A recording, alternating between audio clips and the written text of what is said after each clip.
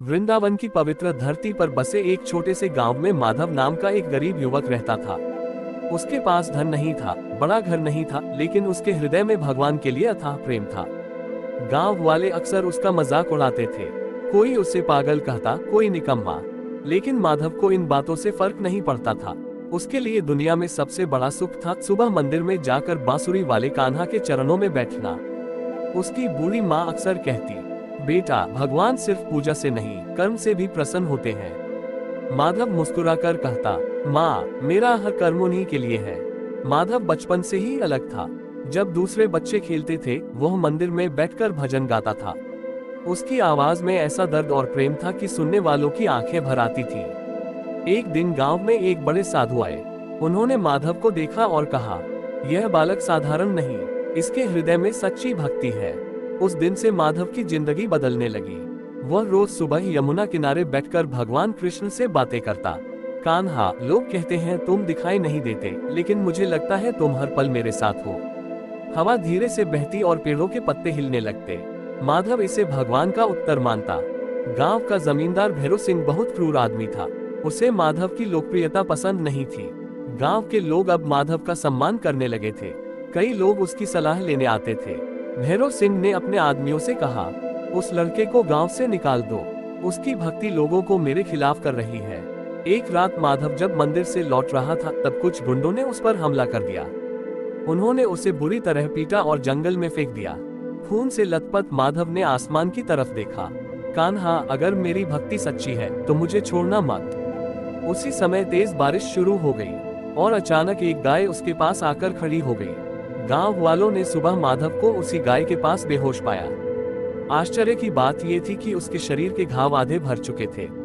माधव की मां रोते हुए बोली, तुझे भगवान ने बचाया है बेटा। गांव में राधा नाम की एक लड़की रहती थी। वह माधव की भक्ति से बहुत प्रभावित थी। धीरे धीरे उसे माधव से प्रेम हो गया, लेकिन माधव का मन तो भगवान में रमा हुआ था।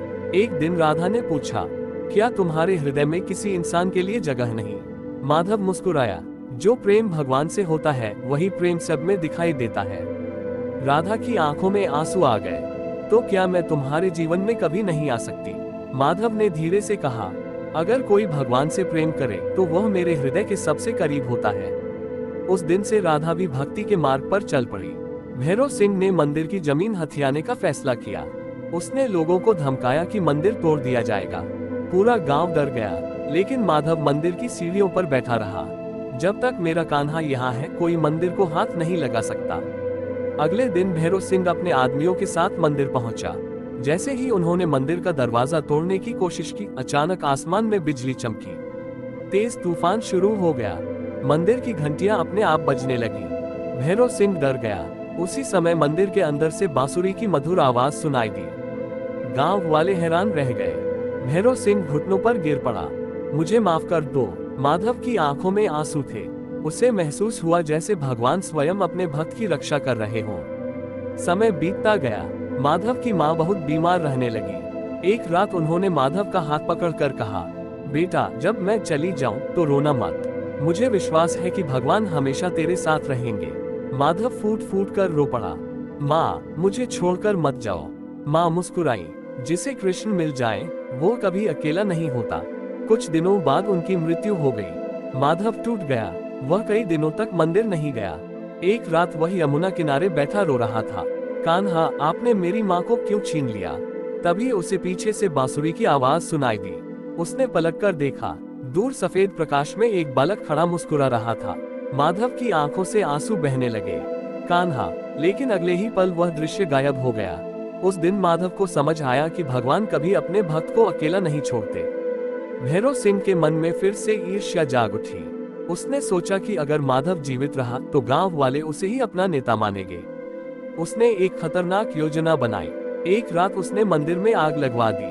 पूरा गांव चीख उठा। माधव दौड़ता हुआ मंदिर पहुंचा। अंदर भगवान कृष्ण की मूर्ति आग के बीच घिरी हुई थी।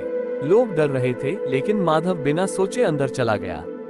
अगर मेरे कान्हा अंदर हैं, तो मुझे कोई आग नहीं जला सकती। वह मूर्ति को उठाकर बाहर ले आया। आश्चर्य की बात यह थी कि उसके शरीर पर एक भी जलने का निशान नहीं था। उसी समय मंदिर की छत गिर गई और भैरव सिंह उसके नीचे दब गया। मरने से पहले उसने रोते हुए कहा, मुझे माफ कर दो, मैं अंधा हो गया था। माधव ने उसकी ओर देखा। भगवान के दरबार में देर है, अंधेर नहीं। अब माधव की ख्याति दूर दूर तक फैल चुकी थी। लोग उसे संत मानने लगे थे, लेकिन माधव हमेशा कहता, मैं संत नहीं, सिर्फ कान्हा का सेवक हूँ। एक दिन गांव में भयंकर सूखा पड़ा। खेत सूख गए, लोग भूखे मरने लगे।